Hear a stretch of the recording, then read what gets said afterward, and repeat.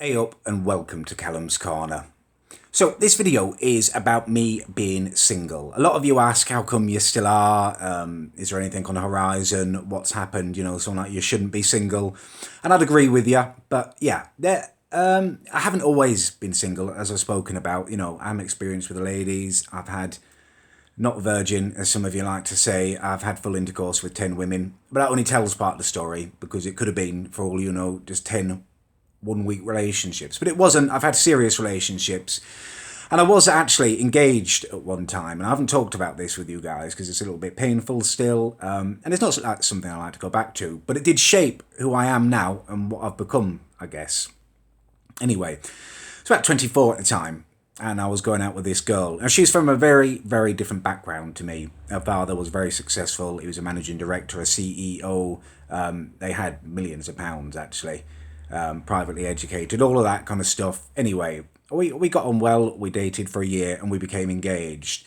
And it was rolling along very quickly. Her dad was paying for this wedding, and I did feel a little bit out of control, if I'm honest with you.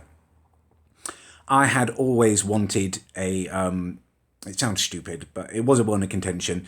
This is before it was popular on the internet, people dancing down the aisle and stuff. But I'd always wanted to go into my wedding to Papa Was a Rolling Stone.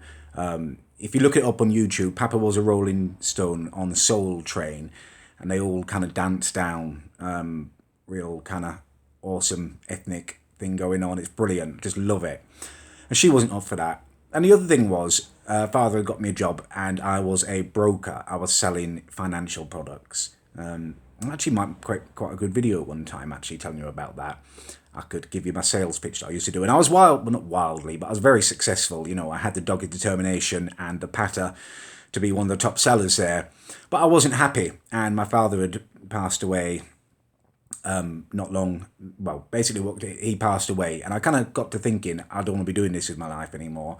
I'd always been interested in helping people. I wanted to study to become a nurse. And she was very, very much against this. And we argued and we argued. Anyway, she ended up cheating on me. And it was a horrible experience, and obviously I dumped her, and I actually went ahead and started training to be a nurse. Didn't finish for other reasons, with my mum's fall and stuff. I ended up having to come home and stuff, but it ignited my interest. It's why I'm a carer now. I learned a lot from it, and I feel like I've been true to myself. And it made me, I had this realization that, you can't be who you're not going to be. You've just got to be yourself. People say I'm a bit strong-minded, bloody-minded, I go off the handle and stuff. Well, it's me, and I'm not going to change that. I'm not going to tone it down.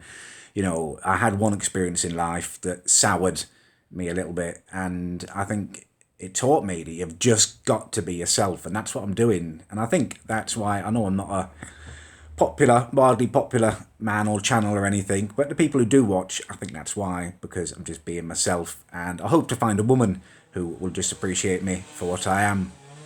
In terms of an ideal woman, I mean, to be honest with you, I'd really, really like to be with a woman of colour.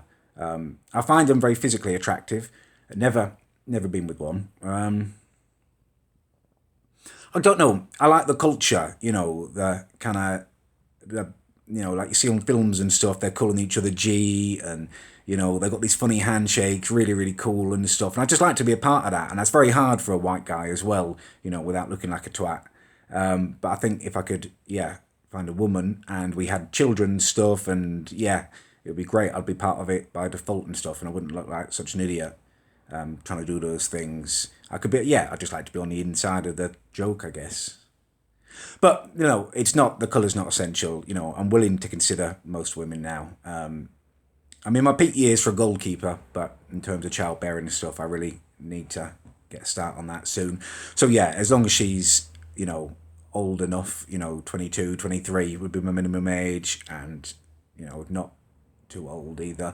41, let's say, 40 maybe.